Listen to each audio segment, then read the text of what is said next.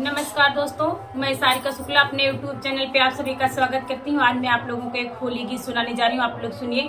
Channel को मेरे लाइक share subscribe करिए। कमेंट में आप लोग जरूर बताइए होली गीत आप लोगों को कैसा लगा। बाबा नंदे के